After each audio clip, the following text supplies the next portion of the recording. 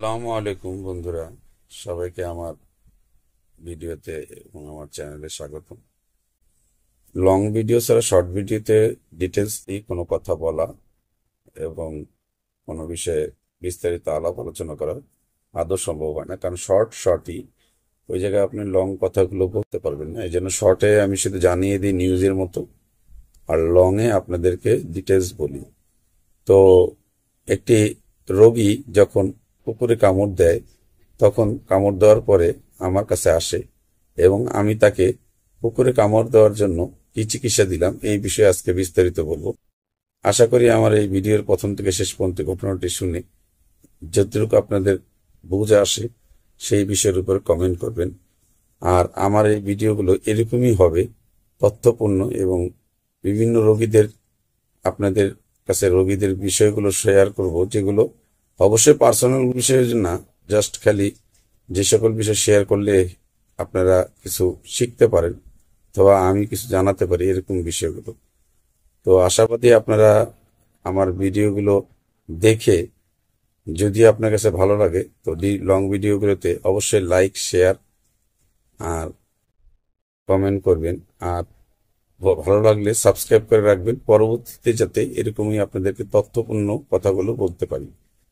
তো আর কথা না বাড়িয়ে আপনাদের বিস্তারিত ঘটনাটাতে নিয়ে যাই। ওদিন একটি করে কামড় দেওয়া রোগী আসলো এবং আমার কাছে একটি প্রেসক্রিপশন দিল। বললো, আমি ভাই কুকুরে কামড় দিয়েছে এই জন্য চিকিৎসা নিয়েছি, কিন্তু আমার ওই জায়গাটিতে দুইটি জায়গায় কামড় দিয়েছে। একটি জায়গায় একবারে তার পায়ের গোস্ত উঠিয়ে নিয়ে গেছে, আরেকটা জায়গায় মোটামুটি কামড় দিয়েছে। তো দেখলাম যে দুইটি জায়গার মধ্যে একটি জায়গায় শুকিয়ে গেছে। উনি বলছেন আরেকটি জায়গায় আজকে প্রায় মাসের ঊর্ধ্বে হয়ে গেল কিন্তু শুকায় না। এখন কি করব? এই রোগীর বলতেছিল যে আমি কি করব, আমাকে রেফার করছে ঢাকা মেডিকেল। এই অবস্থায় আমি গরিব মানুষ, গার্মেন্টসে চাকরি করি, আমার দ্বারা সম্ভব না যে এই রোগের জন্য এত দূরে যাওয়া, কারণ আমি একেবারেই একা। তারপরে সন্তান আছে, তাদেরকে নিয়ে চিকিৎসা করাটা আমার জন্য কঠিন হয়ে যায়। গার্মেন্টসে যেতে হয়, না গেলে সন্তানদের খাওয়ানোর লোক নেই। তো আমি ডিটেলসটা শোনার পরে বুঝলাম যে না, আসলে সে আসলে বিপদে আছে, কি করা যায় তার জন্য। তখন তাকে বললাম যে আপনি একটা কাজ করেন, আপনি সর্বপ্রথম তওবা করেন, আল্লাহর কাছে মাপ চান। আর একটা বিষয়, এরপরে আপনি চিকিৎসার জন্য আমাদের ইউনানি আয়ুর্বেদিতে আমি একটা চিকিৎসা তাকে দিলাম। দেওয়ার পরে এবং তাকে বললাম যদি এটা একদিনে কাজ হয় তাহলে আপনি রেফারেন্স দেওয়া মানে জায়গায় মানে ডাক্তার ঢাকা মেডিকেল যাওয়া লাগবে না। আর যদি না হয় তাহলে আপনাকে অবশ্যই মেডিকেলে রেফার যাইতে হবে। ঢাকা মেডিকেল না পারেন, কাছাকাছি কুর্মিটোলা অথবা অন্য কোনো জায়গায় যেতে হবে।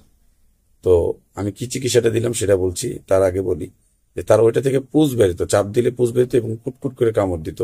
সে কি করছিল, একটা ডোজ যখন তাকে দেওয়া হয়েছিল, ব্যাক মানে যে জায়গা থেকে র্যাব যে ইঞ্জেকশনটা পুশ করা হয়েছিল, দেওয়ার পরে সে ওই জায়গায় কিছু অ্যান্টিবায়োটিক দেওয়া হয়েছিল, সেই অ্যান্টিবায়োটিক গুলোর কোর্সটা কমপ্লিট করেনি। তো যার ফলশ্রুতিতে অ্যান্টিবায়োটিকে গ্যাপ পড়ে গেছিল 2 দিন, অভাবের কারণে সে কোর্সটা কমপ্লিট করতে পারেনি।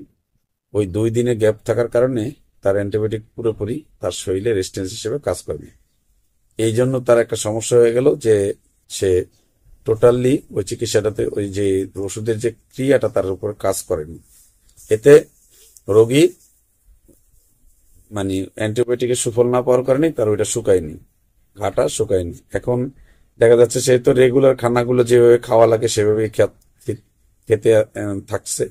তো ওই কারণে তার অ্যালার্জি লেভেল প্লাস হয়ে গেছে। অ্যালার্জি লেভেল থাকে অনেক সময় প্লাস, এবং তার শরীর যেহেতু সে দাঁড়িয়ে কাজ করে, তার শরীরে রসালো, সেহেতু তার শরীর থেকে পায়ের দিকে রস নামলে ওই জায়গা দিয়ে পানি বের হয়। আমি বিষয়টা খুব ভালোভাবে বুঝলাম।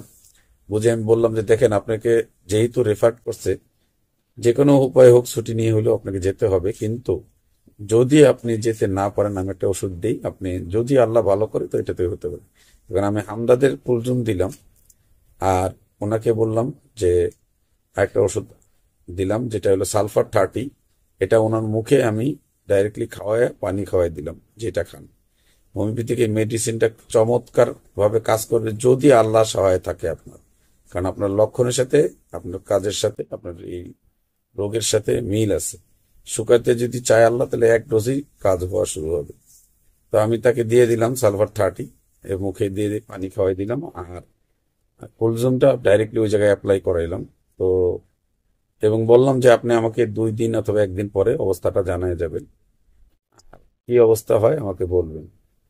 তো পরের দিন রোগী আসলো, আমাকে পাইনি, পরে আবার তারপরের দিন এসে দেখলো বললো যে ভাই আমার তো ওষুধটা আসলে আল্লাহর রহমতে অনেক কাজ করছে। তো আমি বললাম যে দেখেন এটা তো আল্লাহর ইচ্ছা, আপনাকে ভালো করছেন উনি, কিন্তু হয়তো ওষুধ উছিলা ছিল। আরেকটা বিষয় সেটা হচ্ছে যে আল্লাহর উপর ভরসা ছেড়ে শুধু ওষুধের উপর ভরসা করলে কিন্তু রোগ ভালো হয় না। আর রোগীদেরকে ডাক্তাররা শুধু একটাই কাজ করে, সেটা হলো সান্ত্বনা পরিপূর্ণভাবে দিবে, সাহস দিবে, সান্ত্বনা দিবে এবং তাদেরকে আল্লাহর প্রতি ভরসা দিবে। তারপরে পাশাপাশি যায় তাকে ওষুধ দিবে। ওষুধ কাজ করবে যদি আল্লাহ চায়, তাহলে না হলে না। তো অবশ্য ওষুধটা জেনুইন ওই রোগের জন্যই হতে হবে, চিকিৎসককে বুঝতে হবে যে ওই রোগের জন্য কি। যাই হোক, আমি দেওয়ার পরে আল্লাহর রহমত সেই রোগী সুস্থ হয়েছে এবং সে আমার কাছে আসছে এবং আল্লাহর কাছে শুকরিয়া আদায় করছে। আমি খুশি হলাম যে এরকম কুকুরে কামড় দেওয়া রোগী ইনফেকশন হয়ে গেলেও যে আমাদের ইউনানি আয়ুর্বেদিকের চিকিৎসা এবং হোমিওপ্যাথিক চিকিৎসার মাধ্যমেও আল্লাহ কাউকে ভালো করে। তো আমি এই জন্য শেয়ার করলাম যে আপনারা দেখা যাচ্ছে এরকম হয়, যদি এরকম কারোর সাথে হয়ে যায় তাহলে আপনারা ভয় পাবেন না। আপনারা মোটামুটি একটা চিকিৎসা নিয়েও হোমিওপ্যাথিক ডাক্তারের কাছ থেকে নিতে পারবেন। আর এর পর আরেকটা বিষয় যেটা জানালাম সেটা হচ্ছে যে অ্যান্টিবায়োটিকের কোর্সগুলো কখনোই মানে গ্যাপ দিবেন না। গ্যাপ দিলে কিন্তু অবশ্যই আপনার সমস্যা হয়ে যাবে। যেভাবে পারেন কোর্স শুরু করার থেকে শুরু করে শেষ পর্যন্ত পুরোটা করবেন। আর যেহেতু এগুলো কুকুরের কামড়, এগুলো একটা ইনফেকশন হয়ে যেতে পারে, এজন্য এগুলো সাবধানে থাকাটাই বেস্ট। আর ভালো থাকবেন, সুস্থ থাকবেন, আমার এরকম ভিডিও পেতে থাকবেন। আর ভবিষ্যতে আমার ভিডিওগুলো যাতে আপনারা দেখতে পারেন নোটিফিকেশনের মাধ্যমে, সেজন্য সাবস্ক্রাইব বাটনে চাপ দিয়ে বেল বাটনে চাপ দিবেন এবং অলে দিয়ে দিবেন, যাতে সবসময় আমার ভিডিওগুলো আপনাদের কাছে চলে যায়। আল্লাহ হাফেজ, আবার দেখা হবে। আসসালামু আলাইকুম।